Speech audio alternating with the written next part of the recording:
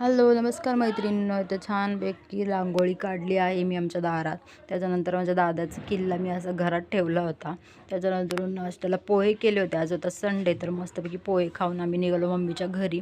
तर मम्मीकडं थोडं काम होतं, तर म्हटलं सगळ्यांना भेटून पण यावं. तर मग पाहुण्यांकडं पण जायचं होतं. तर मग मस्त मिठाई वगैरे पण घ्यायची होती त्यांना. मग मिठाईच्या दुकानात गेलं, तर मिठाई घेतली, ते पॅक वगैरे करून मग आम्ही निघालो मम्मीच्या घरी.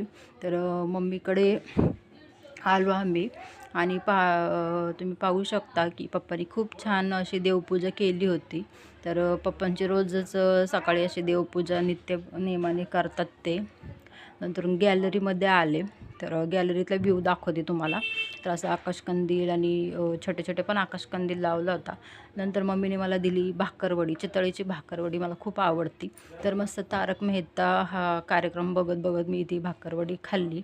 त्याच्यानंतर मग म्हटलं पप्पा आणि माझे मिस्टर गेले होते बाहेर. तर मग म्हटलं आहे वेळ, तर चल मी आता रांगोळी काढून देते मम्मीला म्हटलं. तर मम्मी मला कलर शोधून शोधून आणून देत होती, कुठे कुठे ठेवलेत ते. मग मी असं छान अशी रांगोळी वगैरे काढली आणि खूप छान वाटत होतं. म्हणजे असं दिवाळीचं वातावरण म्हणजे खूप असं प्रसन्न वाटतं. त्याच्यानंतरून मग मम्मीला म्हटलं भूक लागली मला. पहिलं नाश्ता मी सकाळी खूप लवकर केला होता, मला खूप भूक लागली आहे. तर काहीतरी जेवायला करत होते, पिठलं बाजरीची भाकरी असं मस्त जेवण केलं होतं. मग आम्ही जेवलो, थोडंसं गप्पा वगैरे मारल्या.